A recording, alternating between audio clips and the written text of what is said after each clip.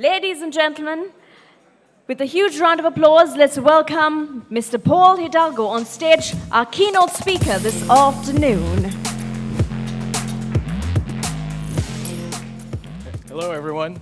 How's lunch? How was lunch? I'm pretty sure, you had very good lunch today. The thing is, when you're presenting, and I have a pet peeve. When you present after lunch, most of the time people are sleepy.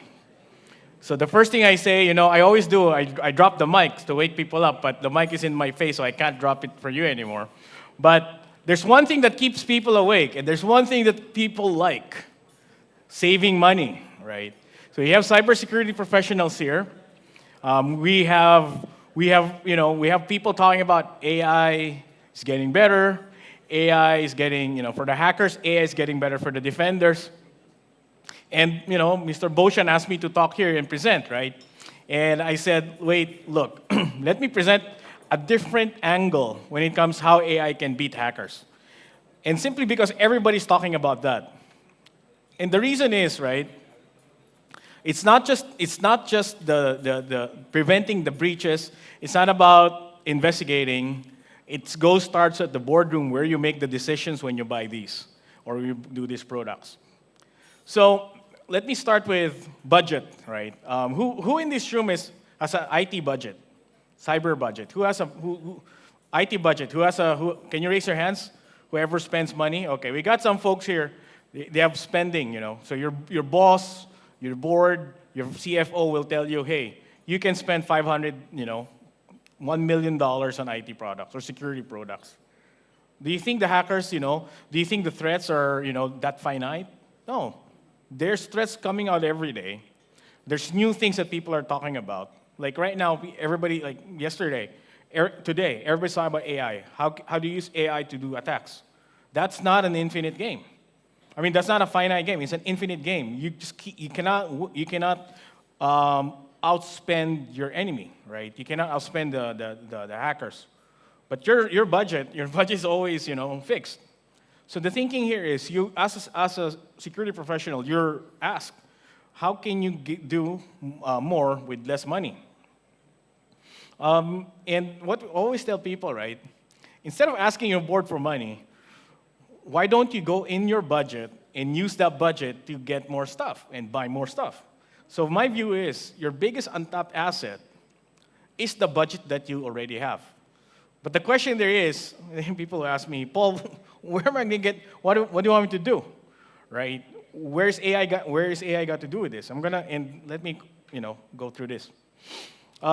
If you look at a company, right, average company in the US has 269 SaaS applications. And this is, and this includes ChatGPT. This includes Claude. This includes Perplexity. Any software that you use online is a SaaS application, right? And 82% of that, the IT people does not know. So when people say, okay, let's use ChatGPT. Don't use ChatGPT. You cannot prevent it. People will just use it. Yesterday we were talking about how do you prevent people from using AI. You can't. People will use AI, whether you like it or not. And once you start buying, you say, hey, let's buy software.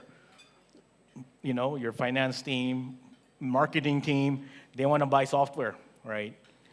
50% of that are often not being used.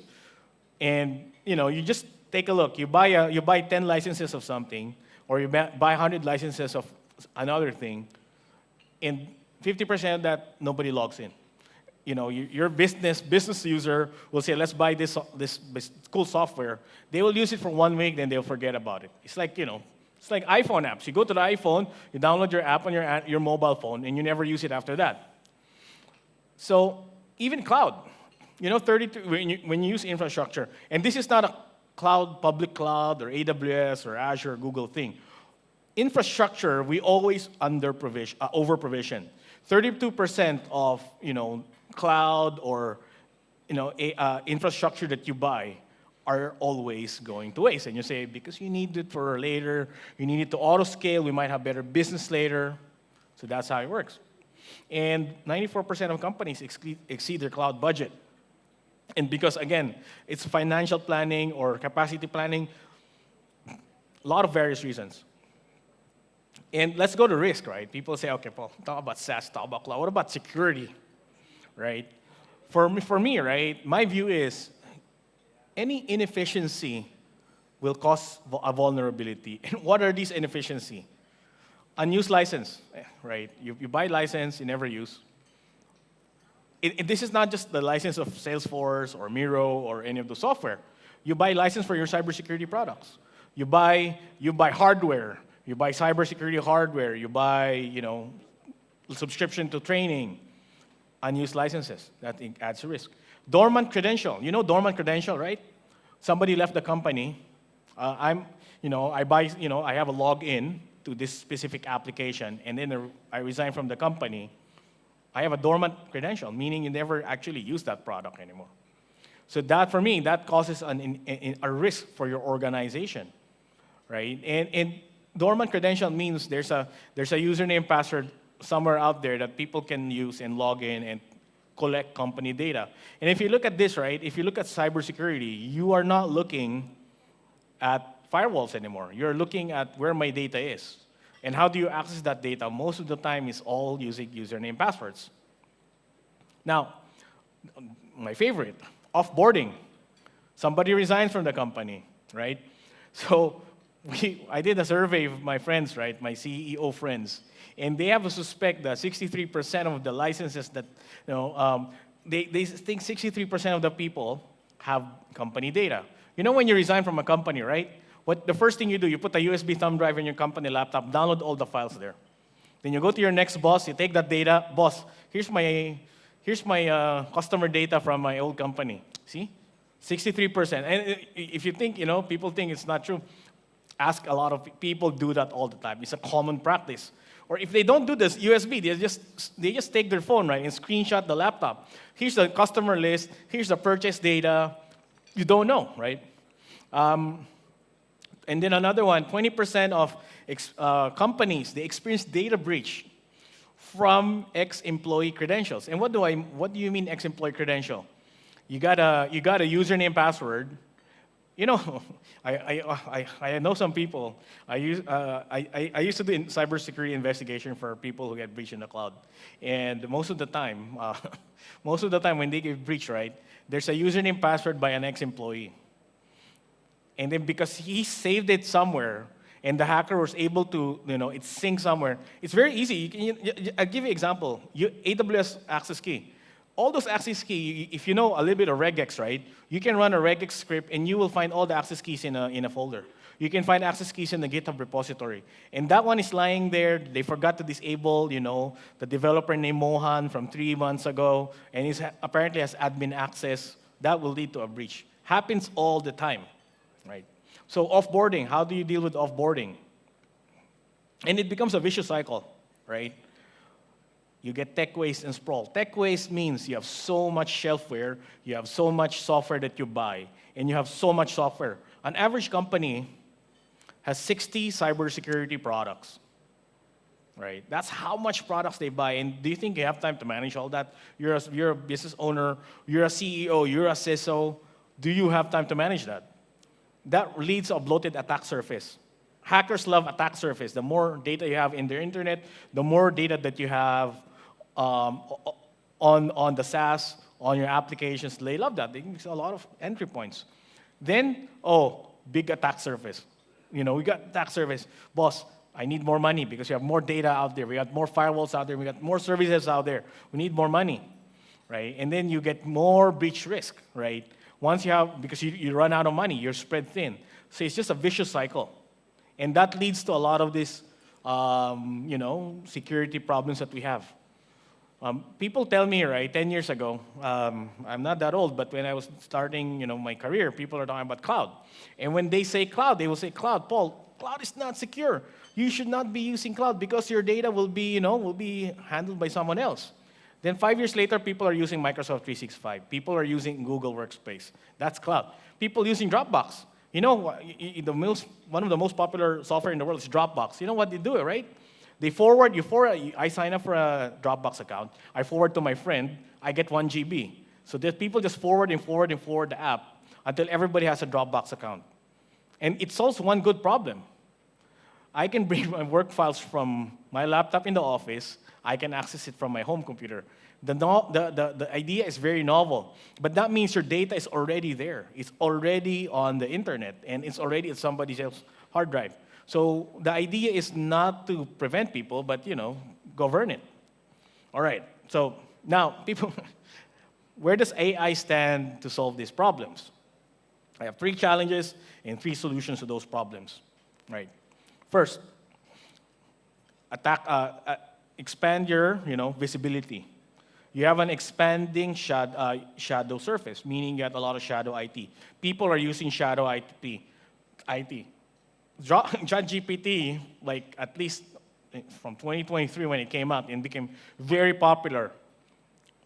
It's a shadow IT tool, right? People think it's a shadow IT tool. And you don't know any of these.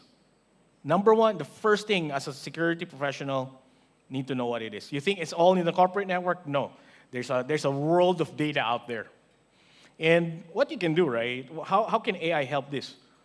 AI can correlate all the data, right? Login data, access data, OAuth data, and the data that you have everywhere on your corporate network, and give you a map. Here are the apps you're using, here are the devices you're using, and here are all the users you're using. You can get it from cloud, you can get it from your identity, you can get it from your browser. You can start collecting that data, and AI can help you. Take all that data and turn it to a list. So so you have your actionable inventory. Why are we using this application? Why are we using that application? This is how you reduce, or at least understand what you have. Once you ask for a budget for your management, right, or board, or you're designing, you're threat modeling your company, the first thing you need to do is to know what you have, right? So important, and people think it's hard. They will say, Paul, it's hard to do. I don't have time to interview my 10,000 people. But AI and automation will be able to help you do that. Problem number 2, we're just talking about misconfiguration. What's misconfiguration? People not turning on MFA, a weak password policy. And my favorite, because I sold a lot of cybersecurity products before, having a security agent that's not active.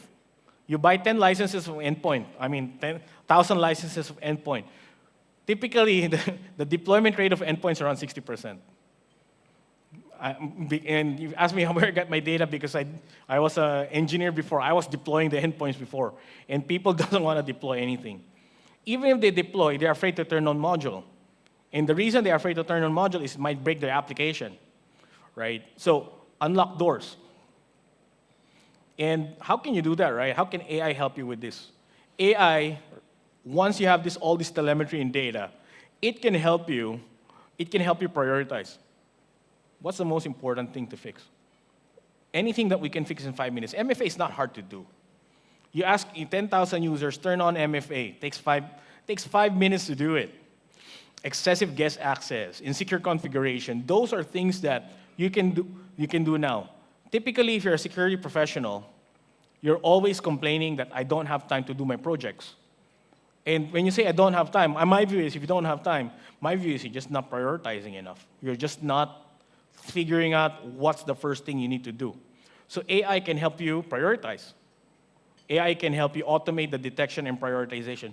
It doesn't have to do the turning on MFA for you, but it will bring you to the right path. I use AI a lot. Like 80-90% of my job, I use AI. This presentation is done by AI, by the way. If you think about it, I might be an AI talk. I'm just a puppet for for Gemini. I just told Gemini I'm going to present a bunch of people. What I'm saying is, it will help you with AI. It will help you prioritize what to do and what to talk about and how to fix your environment. Next, my favorite, dormant tenants. When an employee leaves, there's always a digital ghost. And what's a digital ghost? You have a login. This guy bought software, used their credit card. You know the famous thing, right? They buy software on their own, or they use free software and they use it for their job. Free trial, 30 days. And we were talking about it yesterday, right? What's the What's the cost of this free stuff? Why do the SaaS companies allow you to use their platform for free? Obviously, they want your data. They want your data, and even if you pay for them, your data is also still there. And most of the time, right, you forget to offboard them. You forget to delete them. And we were talking about how long does it take to erase that data? What kind of data, what kind of data is there? So number one, right, you need to know, right, a while ago. Number two, you need to fix. Now you need to clean. This is the cleaning part. How can AI help you with that? And AI, right, what can it do? It can connect. I'll give you an example. Mohan, who just left 3 months ago, what are the software that he still has an active login, even though he's not logging in? You should be able to delete that account. You should be able to offboard that data from your environment so it's not lying around and you don't have missing data, or probably the person is still logging in even though he resigned from the company already. For me, that's the most dangerous part. Why are you letting this guy, log in? I thought he's not with you guys anymore. These are the small things that AI can do. People tell me, Paul, what's the, let's talk. Boshan told me just now, before this, talk about advanced stuff. And I'm not before I go advanced, I'm a very basic person first. Start with the basics, right? Understand what you have, understand what to fix, and not the hard fix, the small fixes, and then, be able to clean up and govern with your environment. New paradigm, right? So we have 3 solutions. I just have my very short presentation. New paradigm, what are the key things that you need to think about next? How can AI help your environment next? Number 1, a new paradigm, FinOps and SecOps. A lot of my CISO friends are scared of one person in the company. You know who it is? CFO. They're not scared of the CEO, they're scared of the CFO. When the CFO says, I slash your budget I slash your budget by $1 million, done. Some vendors, right? I don't know if somebody works from Microsoft here. Microsoft, they don't talk to the technical people. They talk to the CFO and the CEO. They talk to business. And most of the time, when they need to consolidate data, they will go to the CFO and say, hey, boss, we'll save you money. We'll save you $1 million if you buy our stack. Which is not bad. I mean, it's going to save you money, but you don't have control. And because that's where the cost comes in first. And the security team obviously will get upset because, hey, what happened to my budget? If something happens, right? If something happens to my environment, I'll be liable. I'll be accountable to the board. Like yesterday, I was telling the team, right? You know what? Is there any CISO here? CISO? Can you raise your hand? Any CISO? Okay, not much. You know what CISO means, right? I joked about yesterday. CISO means career is surely over. And you know why, right? If there's a breach, I used to be a CISO before. The CEO tells me, hey, Paul, if something goes wrong, you're going to go on TV. You're going to explain what happened. Do you think you will have a good career after that? In your resume, CISO of a financial institution got breached, 50 million records. Nobody's going to hire you anymore, right? So that's how hard it is to become a CISO and without any budget. And think about it. Companies will spend on AI. Why? Why would companies want to spend on AI? Because they think that if AI, I need to hire 10 people. Without AI, I need to hire 100 people. With AI, I need to hire 10 people. There's efficiency. Or even if I hire 100 people, my existing 100 people will do the job of 1,000 people, aka more revenue. When did the CISO go to the board and say, I need more money because you'll make more money? Never. The board will always say, oh, the CISO's here again. Oh, okay, you're going to ask for more money, is it? They always look at CISO as a guy who spends money. So my view is, right, and this is, again, just my view, right? How can you combine both where you can have a quantifiable and a more objective conversation with the CFO. When you talk to the CFO, look, this is the threats that we're having, this is how much we're spending, we need more money, or we're going to save money on this, we're going to save money on that. And that's how you build credibility with your business. Another paradigm is you need a single view. You need a single view of your risk and cost. You know why? Because this is how you're able to ask more money from your board.